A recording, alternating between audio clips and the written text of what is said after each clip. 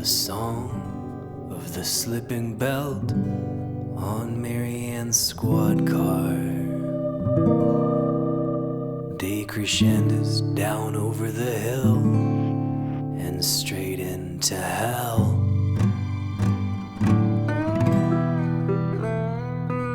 Who's that in the truck?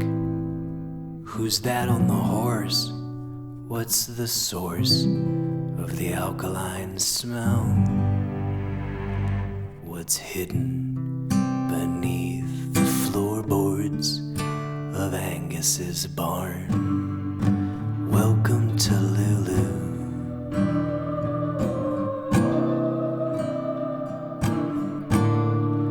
Welcome to Lulu.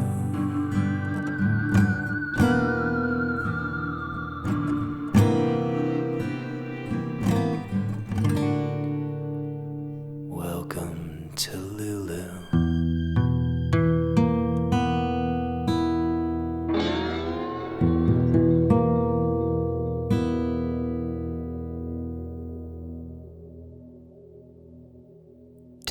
Testing.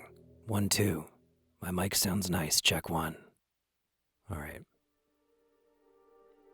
Yesterday at 9:03 a.m., my computers came screaming to life with every alarm. The worst was happening again, this time in the Pacific Northwest. Questions surrounding not if, but when had their answers. I was already putting on my coat when 19 seconds later the phone call came in with the marching orders. At 1:40, I boarded a plane at Thurgood Marshall Airport. During my transfer at O'Hare International, I changed my clothes. My alias, I affected an accent. I applied stick-on mutton chops. 2 more flights and costume changes later. Off with the mutton chops, on with the Fu Manchu. 93 miles of hitchhiking and 99 miles of riding an abandoned bike I found in a pasture. I had arrived. Invisible and anonymous, I had arrived here, in the valley town of Lulu, where very soon the nightmare will unfold. At 2:27 this afternoon, I find my supplies, discreetly left for me by I don't know who, an ally, under the rubble of a collapsed dam on the Okanagan River. A truck so packed with gear I can't lean my seat back and my chest is against the steering wheel when I drive. I keep accidentally honking the horn with my whole body that's bad for not drawing attention to myself. I have mostly recording equipment, this microphone for one, cash money for bribes or emergency provisions, a few weeks worth of what they call gourmet MREs, that's meals ready to eat, but mostly recording equipment. What do I see? The weather in Lulu is not hospitable. It's wet. There's moss and lichens on everything. The rain for the most part is vague but constant, and I will have to grow accustomed to being rain-sodden. But this is not the time to be comfortable.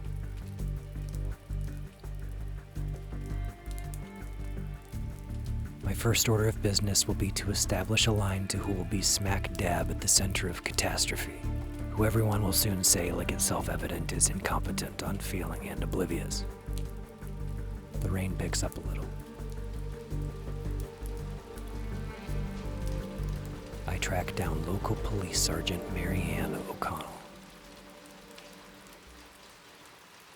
Carry a gun. I am a police sergeant in a rain slicker, going door to door like a vacuum salesman, telling people to carry a gun. I guess it's no secret anymore about what happened to my chickens. Everybody knows the wolves got into the chickens. What I didn't appreciate was the reporters down at the Nickel Pickle decide to run it on the cover. Big black and white picture of the whole gruesome mess. Just seemed kind of, I don't know, mean or something. And now folks are all acting like they're mad at me, like I did something wrong. Like it's a police issue. Like some wolves care I'm a cop. You know we've been hearing them, the wolves, seeing them. There's evidence of them. Are we still in the mood to pretend? Who has to get bit? Or worse, before we decide we care. And I'm out here on my feet all day trying to make people care. And I can't even get a straight answer. Are they endangered? Are they protected, or whatever they call it? It's confusing as hell. We haven't had a live-in wolf pack in the valley since my dad was a kid. You know, in the meantime, it's apparently my job to go around and say, it's my understanding it's unlawful to kill the wolves. And then I say, mind your kids. Protect yourself out in the apple orchard. In fact, don't go into the orchard alone at night at all. Carry a gun. Ooh. The looks I get from people. And they say, but you just said. And I say, I know. And then I turn on my heels, move on down to the next house, raise the next set of eyebrows. Now, you might ask me, Mary Ann, why don't you just post it on the community board outside the pharmacy?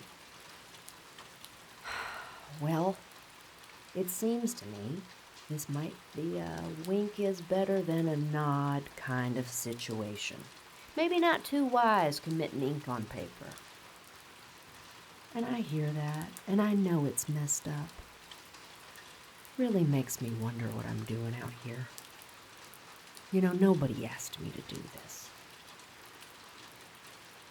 There's always a harbinger. Foxes, beagles, coyotes, and Lulu, it's wolves.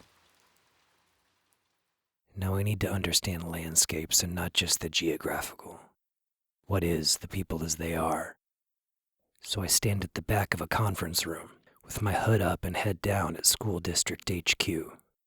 Disagreements over logos, colors, nomenclature, and the fight song escalate into shouting.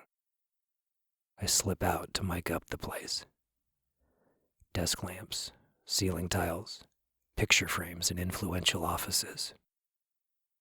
Later, in an empty hallway, I wire a frond on a plastic fern. I hear footsteps, I react, I stare at my phone like I'm just some guy doing nothing. I'm engaged by a member of the Lulu community, her jaw clenched with rage over what just transpired in the meeting. Mother of 3, 42 years old, Janet Coons. Look, I can be fun. I can be very, very silly. But I think mascots matter, that they say something about you. Can we make our mascot less racist? Can we get on the right side of history? Let's not have our kids be called the Lulu Blackfeet anymore. So I set it in motion at the PTA, and people take it pretty surprisingly okay. And we start to talk process. And they say, why don't we let the kids vote on a new mascot? Let's let them use their creativity. It'll start a conversation about our values. And I say, no! It needs to not be too mascot-y. It's got to have something to do with something. Stanwood Spartans? Why are they Spartans? Because it starts with an S? Monroe Bearcats. What the hell's a bearcat? Snohomish Panthers? They don't have panthers there. We need a name that says something about us. So we start talking about what that really means. Native flora and fauna, events, minerals even, natural formations, our forefathers. And we wind up at an impasse. On the one hand, we have the wolves, which was my idea, makes all kinds of sense. And we have the Squatch. It was everything I feared. So we're going back and forth, and nobody's seeing it the same as anybody. And finally, Principal Peacock says, Okay. In this time of hyphenated names and socio-political something, I see no reason we can't all be very happy and proud of all the aspects of our identity. And we do it. We hyphenate. The wolf squatch. Have you ever heard a grosser thing in your life? And then somebody says, we're Squatch. And then somebody says, wait, is a werewolf too much like a Sasquatch? And now we're talking about this junk. And then somebody says, Squolf? And I'm like, what? And then we circle back around to it. Wolf Squatch. a hyphen, and an apostrophe. And we lock it in. But this does say something about us, and I'm not so sure it's our best side.